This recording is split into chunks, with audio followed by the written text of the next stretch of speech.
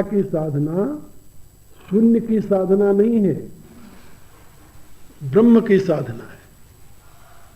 गीता का लक्ष्य निर्वाण नहीं है, ब्रह्म निर्वाण है। गीता जगत को मिथ्या नहीं मानती, उस ब्रह्म का वैभव मानती है। गीता की दृष्टि में ये जगत भ्रांति मात्र नहीं है, ये ब्रह्म का विवर्त है। और ब्रह्म के गीता दो रूप स्वीकार करती है, जैसा कि उपनिषदों में कहा है, द्वेवाव ब्रह्मणो रूपे, ब्रह्म के दो रूप हैं, मूर्तम च अमूर्तम च। इसी प्रकार से गीता ब्रह्म के दो रूप स्वीकार करती है, मूर्त और अमूर्त। मूर्त रूप ब्रह्म का जो है वो प्राकृत है, और अमूर्त जो है वो विशुद्ध सच्चिदानंद है।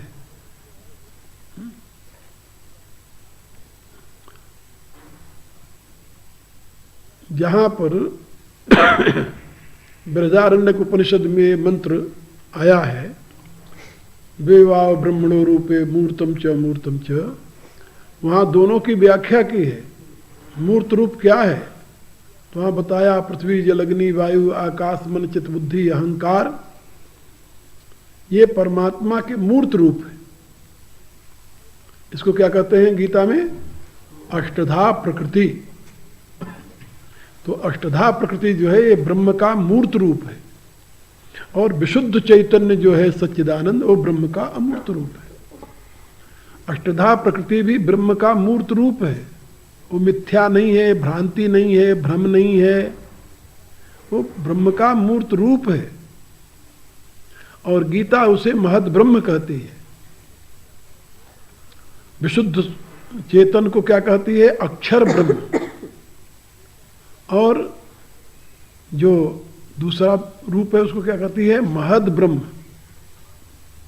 अक्षर ब्रह्म और महद ब्रह्म, ये दोनों जो हैं ये पर ब्रह्म, एक भाषा में पर ब्रह्म कहे जाते हैं। और जब इनका विश्लेषण होता है तो अलग अलग अक्षर ब्रह्म और महद ब्रह्म कहे जाते हैं। अब उपनिषदों में इसकी चर्चा इस रूप में आई कि एक ब्रह्म है, तो ब्रह्म दो भागों में स्वयं को विभक्त कर दिया, जिसको प्राण और रई कहते हैं, ऐसा बताया। और यहां पर उसी को प्रकृति और पुरुष सांख्य ने कहा है। तो प्रकृति और पुरुष दोनों जो हैं ये ब्रह्म की ही अभिव्यक्तियां हैं, दोनों की संज्ञा ब्रह्म है। दोनों नित्य हैं, शाश्वत हैं और सर्वरूप में अवस्थित हैं। एक के बिना दूसरे की महत्ता का बोध नहीं होता और सत्ता का भी बोध नहीं होता। प्रकृति के बिना पुरुष की सत्ता का बोध नहीं हो सकता, और पुरुष के बिना प्रकृति की सत्ता का बोध नहीं हो सकता। इसलिए दोनों अभिन्न हैं और कहने के लिए भिन्न है। कहियत भिन्न न भिन्न, बंदों सीता राम पद जिन्हें परम प्रिय खिन्न। तो उनको तुलसीदास जी ने सीता और राम कह करके संबोधित किया है। तो इसलिए गीता की भाषा में ये सारा विश्व जो है ये ब्रह्म का ही विलास है। ये मिथ्या नहीं है, ये भ्रम नहीं है, ये मिराज नहीं है, ये आभास मात्र नहीं है, ये यथार्थ है, क्योंकि ब्रह्म का विलास है। ब्रह्म यथार्थ है, इसलिए उसका विलास भी यथार्थ है। ये गीता का दृष्टिकोण है। तो यहां पर साधक के लिए गीता ने इन बातों का निर्देश किया है कि योगी को कैसे ध्यान करना चाहिए।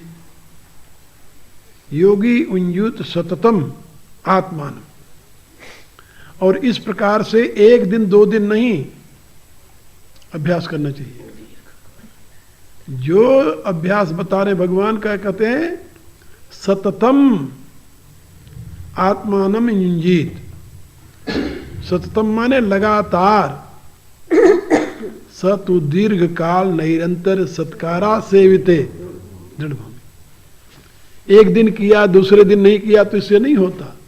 एक दिन सुन लिया महाराज जी की व्याख्या तो कहा कि आज से हम बैठना शुरू करेंगे, दूसरे दिन का अरे समय ही नहीं रहा, क्या करें, उठा ही नहीं गया, क्या करें,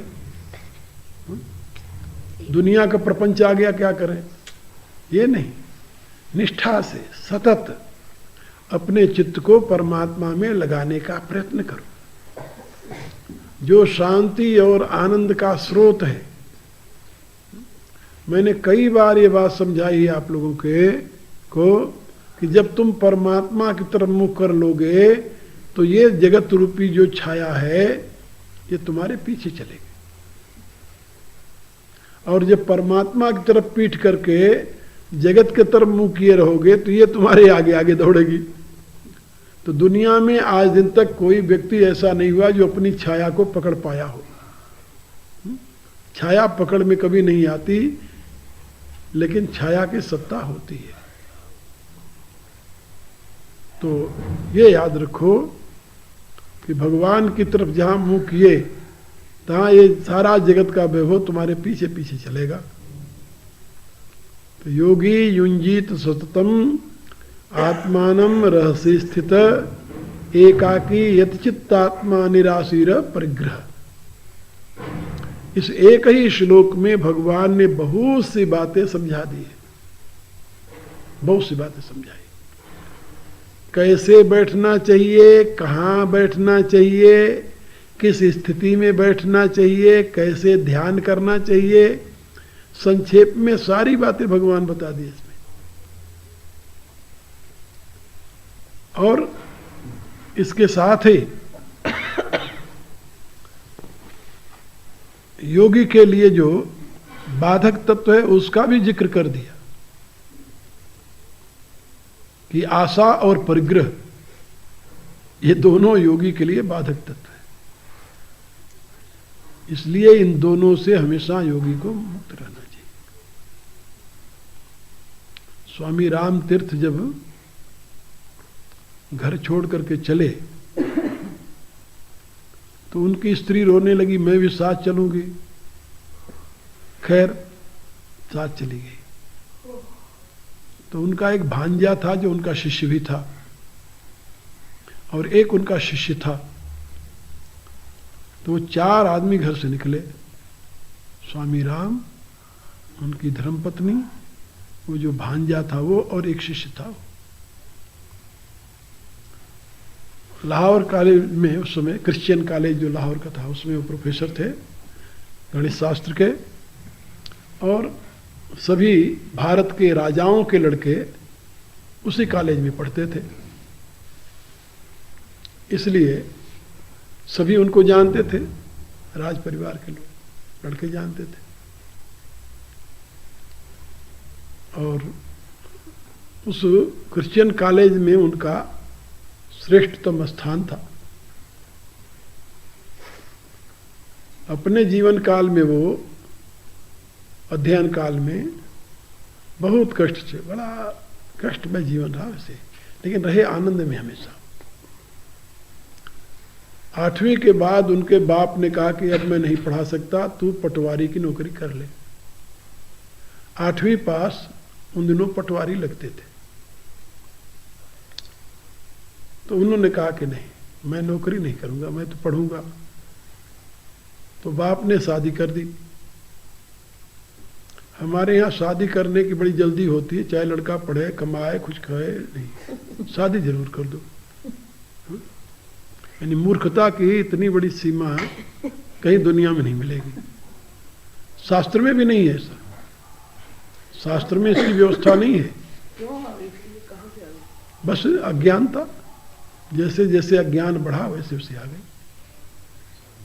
अब पंजाब में देखिए, पंजाब में अब नहीं रहा, अब नहीं, पहले तो था। पंजाब के ही थे स्वामी राम, और कहाँ के थे। हाँ जी, तो उनकी शादी कर दी। 8वीं में जब पढ़ते थे तो मना करते, लेकिन कहाँ सुनता है माँ बाप। और उनसे कहा कि अब तुम नौकरी कर लो, 8वीं तो पास कर लिया, और क्या तू कलेक्टर बनेगा। पहले माँ बाप यही कहते, पढ़ के कौन कलेक्टर बनेगा तू, तो बहुत बड़ी चीज थी। अच्छा, अब क्या हुआ कि जब शादी कर दी उनकी, तो वो बेचारे ट्यूशन वहाँ जहाँ रहते थे, स्कूल 8वीं तक ही था, तो वहाँ से उन्होंने कहा कि नहीं तो मैं तो पढ़ूंगा। तो बाप ने कहा पढ़ना हो तो पढ़ो, मैं तो मेरे पास कुछ है नहीं तुम्हें देने का। तो चले आए। उनके एक मास्टर जो थे, टीचर उस स्कूल में, उनके एक दोस्त रहते थे लाहौर में, उनको उन्होंने पत्र लिख करके दे दिया कि इस लड़के को आप, होनहार लड़का है, इसको आप ध्यान से देखना, संभाल करना। तो उनके मित्र ने वहाँ पर रख लिया उनको। अब पढ़ने के लिए क्या करें, तो पढ़ने के लिए उन्होंने ट्यूशन लगा दिया। ये 3री 4ठी 5वीं के बच्चे जो हैं, 6ठी के 7वीं के, इनको तुम मैथमेटिक्स पढ़ा दिया करो। तो मैथमेटिक्स पंडित तो थे ही वो, तो पढ़ा दिया, पढ़ाने लगे। तो ट्यूशन से अपनी रोटी खाते और पढ़ते। 10वीं कर लिया तो बाप ने कहा कि अब तू क्लर्क बन सकता है, पटवारी गिरी तेरे को अच्छी नहीं लगती तो क्लर्क बन जा तू, और तू नौकरी कर ले। और 10वीं में वो फर्स्ट पास थे लाहौर से। तो बाप ने कहा कि तेरे को नौकरी मिल जाएगी, नौकरी कर ले। उनका नहीं पिताजी, हम नौकरी नहीं करेंगे। कहा नौकरी नहीं करेगा तो मैं तेरी स्त्री को अब नहीं संभाल सकता। तो स्त्री लाकर वहां पहुंचा गया बाप, जहां वो रहते थे। कहा कि ये अपनी स्त्री आप साथ रख दो। अब उनके लिए और मुसीबत आ गई। अब पढ़ाई करें, ट्यूशन करें कि स्त्री संभालें, क्या करें। तो उन्होंने अपनी स्त्री को समझाया कि भाई देख, यदि तुम्हें मेरे साथ रहना है फिर तो तुम्हें ऐसे रहना पड़ेगा, नहीं तो इसे तुम्हारी जैसी रुचि, अपने मायके रह तो, हम तो अपनी पढ़ाई करेंगे। अब स्त्री क्या कहती बेचारी, स्त्री ने कहा कि नहीं मैं तो आपके साथ रहूंगी। तो ठीक है। तो उन्होंने किराए का कमरा लिया एक, और रह करके, क्योंकि पहले तो उसके पास रहते थे, वो अकेले कहाँ रहे स्त्री लेकर, तो किराए का कमरा लिया, उसमें रहने लगे। और 2 रुपया किराया देते थे। सारे महीने की खर्च उनकी 10 रुपया महीना था। तो उसमें 2 रुपया किराया देते थे और 8 रुपये में अपना खाना पीना दोनों पानी का, और कोई अतिथि आ जाता तो वो ऐसे चलता था। और वो 10 रुपया महीने का वो ट्यूशन करके कमाते थे, पढ़ाई के साथ साथ। तो 10वीं के बाद फिर उन्होंने बीए किया। बीए के बाद फिर उन्होंने एमए किया। और कभी उन्होंने 7 क्वेश्चन जो होते थे एक पेपर में, कभी उन्होंने 5 क्वेश्चन नहीं किया। 7 क्वेश्चन करके नीचे लिख देते थे कि यू कैन सिलेक्ट एनी 5। इन 7 प्रश्नों में जो तुम्हें पसंद हो उसमें से 5 तुम सेलेक्ट कर लेना मार्क्स के लिए। और जब वो एमए किए मैथमेटिक्स में, तो पूरी यूनिवर्सिटी में वो पूरे भारत के फर्स्ट आए। तो अब क्योंकि क्रिश्चियन कॉलेज था जिसमें पढ़ रहे थे, वो बड़ा महंगा कॉलेज था, लेकिन ट्यूशन करके वो उसमें पढ़ते थे। तो उसके बाद में उन्होंने, ये तो बड़े होशियार थे अंग्रेज लोग, और इज्जत भी करते थे पढ़े लिखे की, तो उन्होंने उनको वहीं पर लेक्चरर से दे दिया कॉलेज में, वहीं पढ़ाने लगे। तो पढ़ते पढ़ाते लेकर के, शुरू से लेकर के अब कई वर्ष हो गए, 10वीं के बाद से लेकर के एमए तक 4 वर्ष तो पढ़ाई की, और फिर बाद में वहाँ पढ़ाने लगे। तो उसमें सब राजा महाराजा के लड़के पढ़ते थे, कोई गरीब आदमी तो पढ़ता नहीं था उसमें। अब ये तो गए थे क्योंकि ये टॉप किया था, यूनिवर्सिटी को टॉप किया था, इसलिए इनको स्थान मिल गया हो। बीए में भी टॉप किया, इंटर में भी टॉप किया, बीए में भी टॉप किया, फिर एमए में टॉप किया, हमेशा टॉप करते रहे, इसलिए उसमें पढ़ने का चांस मिला इनको। तो जब सब छोड़ करके महात्मा बनने के लिए चले तो स्त्री साथ चली, 2 बच्चे थे उनके, एक लड़का 4 साल का था, एक लड़का 1 साल का। तो 1 साल के बच्चे को तो स्त्री ने सड़क पर रख दिया, 4 साल के बच्चे को गली में मिठाई पकड़ा करके चली आई। वो कहा जाऊंगी साथ आपके, चले गए। तो उनके सालों को पता चला जब, तो आए उन दोनों बच्चों को ले गए।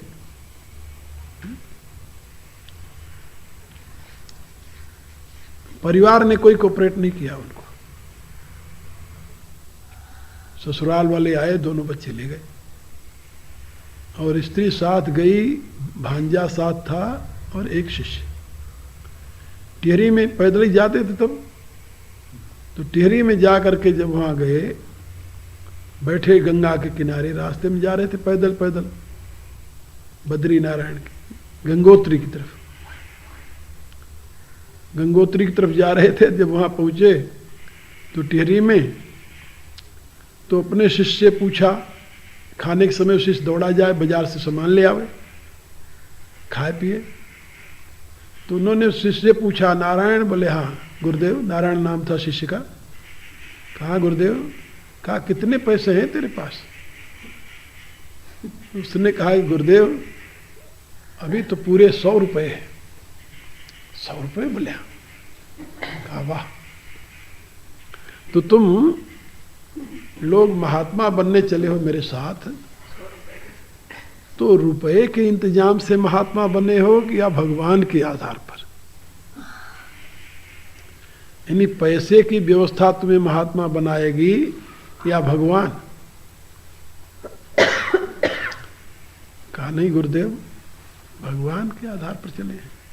कहा तो फिर ये 100 रुपया जो है गंगा मैया को भेंट कर दो। तो उन दिनों विक्टोरिया के रुपए होते थे, चांदी वाले, नोट तो तब थी नहीं। विक्टोरिया के चांदी वाले रुपए थे और बसनी होती थी एक, जो कमर में बांधा रहता था। तो शिष्य जो था कमर में बसनी में वो चांदी के रुपए बांध रखे थे 100। तो उन्होंने कहा कि इसे खोलो पहले बसनी, और खोल करके इसको गंगा मैया को भेंट कर यदि मेरे साथ चलना हो तो, और यदि नहीं तुम भेंट कर सकते तो तुम लोग जाओ अपने पैसे लेकर, संभालो अपने आप को। तो उसने क्या करे, वो बसनी खोली, गंगा मैया को भेंट कर दिया 100 रुपया। अब उस समय उसके ऊपर क्या बीती होगी ये तो भुक्त भोगी जानते होंगे। कहा अब ठीक है, अब बैठो तुम लोग, अब तुम लोग बैठो। इंतजाम करके सन्यासी नहीं बना जाता, क्या समझे? अपने भविष्य का इंतजाम करके सन्यासी नहीं बना जाता। सन्यासी और योगी तो निराश ही अपरिग्रह वही हो सकता है। परिग्रही कहां से सन्यासी बनेगा और योगी बनेगा? हाँ, योग और सन्यास का नाटक कर सकता है। परिणाम क्या हुआ कि जब पैसे फेंक दिए तो अब वो शिष्य दौड़े ने बाजार क्या जाए है? अब ये भी नहीं गुरुजी भूखे हैं कि खाए पिए।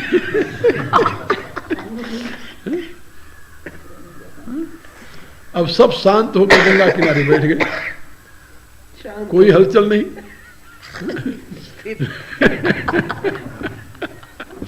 बैठो, ध्यान लगा के बैठो, गंगा मैया की लहरें देखो, भूख लगे तो गंगा जल पियो।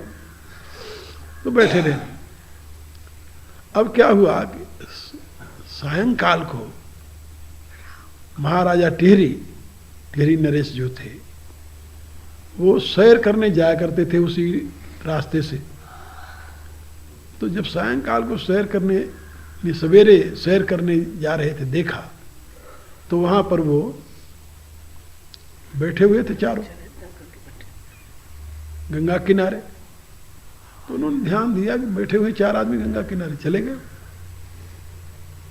सायंकाल को फिर वो सैर करने जाते थे। तो जब सायंकाल को सैर करने जाने लगे तो देखा कि वो 4 आदमी वहीं बैठे हुए उसी मुद्रा में गंगा किनारे।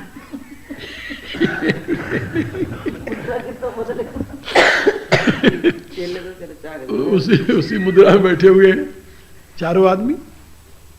तो राजा की दृष्टि पड़ी तो उसने कहा कि मंत्री से कि ये चारों आदमी, सवेरे में जब गया था शहर में तब भी देखा यहीं बैठे हुए थे, और शाम हो गई अब यहीं बैठे हुए थे, चारों आदमी हैं कौन, जरा तुम पता तो लगाओ, मंत्री से कहा उसने। तो मंत्री ने अपना यानी जो अंगरक्षक होते हैं सेवक भेज दिया कि जाओ पता करो वो चारों आदमी जो बैठे कौन है। तो वो आया, तो तीर्थराम नाम था उनका, स्वामी राम तीर्थ बाद में नाम पड़ा। तो तीर्थराम जी तो अपने ध्यान में बैठे हुए थे, और चेले और श्रीमती जो थी वो भी गंगा किनारे बैठी मुंह ने आकर के देखा तो उनके शिष्य से पूछा कि भाई तुम लोग कौन हो, क्यों यहाँ बैठे हुए हो सवेरे से। कहा सवेरे से नहीं, हम लोग तो परसों से ही बैठे हुए हैं। कहा कि कहाँ से आए हो तुम लोग। कहा लाहौर से। कहा क्यों यहाँ बैठे हो। कहा हमारे गुरुदेव हैं, इन्होंने गृह त्याग कर दिया है। कहा क्या कर दिया। बोले हाँ। कहा है कौन है। तो कहा कि ये पंडित तीर्थराम गोस्वामी है। कहा तीर्थराम गोस्वामी। बोले हाँ। कहा कहाँ रहते थे। कहा लाहौर में। कहा क्या करते थे। कहा एफसी कॉलेज में प्रोफेसर थे। तो अब इन्होंने गृह त्याग कर दिया है और त्याग पत्र दे दिया सर्विस से, और सन्यास की दीक्षा लेने के लिए हिमालय में आए। वो सुन करके चला गया। महाराजा खड़े थे, पूछा भाई कौन लोग हैं। तो उसने जाकर मंत्री से बताया, मंत्री ने महाराजा साहब से बताया कि कोई तीर्थराम गोस्वामी हैं जो लाहौर एफसी कॉलेज में प्रोफेसर थे, वो गृह त्याग करके सन्यास की दीक्षा लेकर के यहाँ हिमालय की यात्रा में आए। कहा क्या कहा तूने। तीर्थराम गोस्वामी सही कह रहे हैं। बोले हाँ। वो राजा वहां से चल दिया। मंत्री ने पूछा महाराज, अरे कहा वो तो मेरे गुरु हैं, वो तो मुझे पढ़ाते रहे हैं, मेरे गुरु हैं वो। तो आया देखा तो राम तीर्थ बैठे हुए थे, तीर्थराम जी महाराज। तो आया, राजा ने प्रणाम किया, उनको चरण छुआ। उन्होंने जब देखा तो राजकुमार को भी पहचान गए। तो वो तो रोने लगा कि महाराज आप इस अवस्था में यहाँ कैसे बैठे हैं, आप कब से आए यहाँ। तो उन्होंने बताया कि 2-3 दिन हो गए, हम यहाँ हिमालय में जा रहे हैं यात्रा के लिए, तो यहाँ गंगा की धारा अच्छी लगी, यहाँ बैठ गए। कहा कि आपकी और कहा और क्या, गंगा मैया हमारे साथ है, हम संन्यास लेने आए हैं। अरे कहा नहीं महाराज ऐसे नहीं, आपकी वो सामने कुटिया दिखाई दे रही, अपने राजमहल को कहा वो कुटिया दिखाई दे रही, अब आपको वहां चलना पड़ेगा, यहाँ नहीं। अच्छा, उनकी स्त्री को भी जानता था, देखा कि तो माता जी भी आई हैं साथ में। तो जाकर के नमस्कार किया, कहा आप लोग 3 दिन से यहाँ बैठे हो और आपको पता था कि मैं यहाँ रहता हूँ, आप हमें सूचना नहीं दे सकते थे। उन्होंने कहा भाई मैं तो किसी को सूचना नहीं देता, क्या सूचना देता। तो वो ले करके अपने राजमहल में गया उनको। तो भगवान, तो राम तीर्थ ने शिष्यों से कहा, क्यों भाई नारायण, तुम्हारे 100 रुपए जब तक तुम्हारे पास थे तब तक तुम बाजार की तरफ दौड़ते रहे।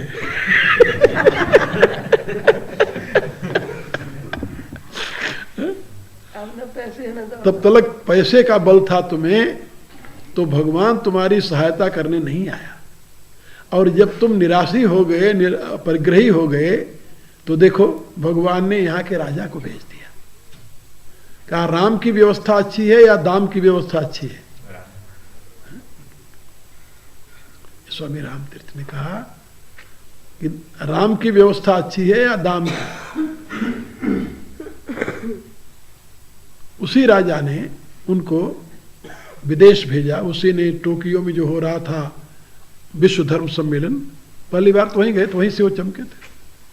टोक्यो के विश्व धर्म सम्मेलन में उनको उस राजा ने भेजा था, टेली महाराज ने, और वहीं से फिर वो अमेरिका पहुंच गए। और अमेरिका जाने के लिए जापान तो गए वैसे, टोक्यो में वहाँ व्याख्यान दिया, वहाँ से उनकी ख्याति बढ़ी। फिर वहीं से उनकी रुचि हुई कि हम अमेरिका चले। तो अमेरिका तो टोक्यो से जहाज जा रहा था, तो चले गए जहाज के पास। तो जहाज वालों ने देखा कि कोई आदमी आया है, तो उनसे बातचीत किया, कहाँ जाना चाहते हो? कहा अमेरिका। कहा बैठ जाओ मेरे साथ। तो बिना किराए के ले गए, उनके पास पैसे थे नहीं, तो बैठा लिया जहाज में। यही पानी वाली जहाज थी। तो कई दिन बाद टोक्यो पे वहाँ पहुँच गए, यानी अमेरिका। तो जब अमेरिका पहुँचे तो वहाँ पर अब उनके साथ जो अंग्रेज थे ना, अमेरिकन बैठे हुए, तो रास्ते भर बातचीत करते चले गए। कई दिन, तो पानी की जहाज तो कई दिन में जाती थी।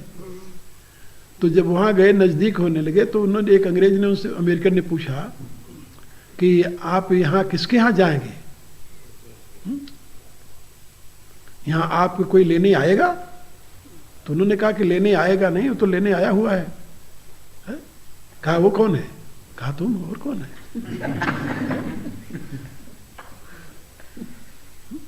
तो उसको विश्वास नहीं था। उसने कहा कि आप किसके यहाँ रहेंगे? कहा तुम्हारे यहाँ रहेंगे, और कहाँ रहेंगे?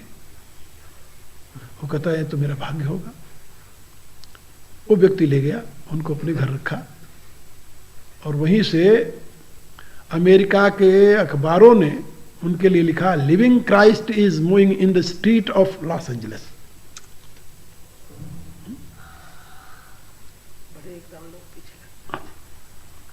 Living Christ is moving. जितना प्रचार उन्होंने किया वहां, उतना विवेकानंद का प्रचार नहीं था। और साधना में जितनी ऊंची अवस्था उनकी थी, उतनी विवेकानंद की नहीं थी। विवेकानंद तो उसी अमेरिका में रहा, मांस भी खाता रहा, मदिरा भी पीता रहा, और वो उन्होंने सही में भारत का रिप्रेजेंटेशन किया। और इतना ही नहीं, वहाँ का जो तत्कालीन राष्ट्रपति था अमेरिका का, उसने उनको आमंत्रित किया। और राष्ट्रपति के यहाँ जब गए तो उन्होंने केवल एक बात कही, उससे कहा कि मैं उस भारत का निवासी हूँ जो आत्मा के रूप से स्वतंत्र है, लेकिन शरीर के रूप से परतंत्र है। तो उसने कहा कि मैं आपकी क्या सेवा कर सकता हूँ? कहा मेरे भारत को आज़ाद कराने में आप सहयोग दें। तो अमेरिका सरकार ने वचन दिया उनको, और भारत को स्वतंत्र कराने में अमेरिका का बहुत बड़ा हाथ था। तो स्वामी राम ने, मतलब स्वामी राम लौट करके जब आए तो उनसे लोगों ने कहा कि आप कोई संस्था बनाओ, लेकिन वो बड़े विरक्त थे। उन्होंने कहा सारी संस्थाएं मेरी हैं। ब्राह्मण और कायस्थ में बड़ा अंतर होता है। तो वो जाति के से ब्राह्मण थे, तो विवेकानंद था कायस्थ। वो ऑर्गेनाइजेशन में तो कायस्थ बड़े गुरु होते हैं। देखो आजकल वो है महर्षि महेश, ये भी कायस्थ है। तो ऑर्गेनाइजेशन में बड़े कुशल होते हैं। तो स्वामी राम और उसी टहरी में, उसी जगह गंगा में बहे, उसी जगह हैं, छोटी उम्र में बहे। हाँ, 33-35 साल से गंगा जी में बहे। खैर, तो मैं तो केवल ये बताना चाहता था कि जब तक व्यक्ति परिग्रही और आशायुक्त होता है, भैया यहाँ बैठकर जरूर सोना होता है, फिर अपने वहाँ कमरे में ठाठ से सो नहीं, अपनी आशा और परिग्रह साथ होता है, तब तक भगवान सहायता नहीं करता। और योगी जो है, इसे तो भगवत अर्पण होना चाहिए और भगवत आश्रित होना चाहिए, संसार और पदार्थ के आश्रित नहीं होना चाहिए। ये भगवान का इसमें निर्देश है। ओम भूर्भुवः स्वः तत्सवितुर्वरेण्यं भर्गो देवस्य धीमहि धियो यो नः प्रचोदयात् विश्वानि देव सवितुर्दुरितानि परासुव यद्भद्रं तन्नासु सर्वे भवन्तु सुखिनः सर्वे सन्तु निरामयाः सर्वे भद्राणि पश्यन्तु मा कश्चित् दुःखम् ओम पूर्णमदः पूर्णमिदं पूर्णात् पूर्णमुदच्यते पूर्णस्य पूर्णमादाय पूर्णमेवावशिष्यते ओम शांति शांति शांति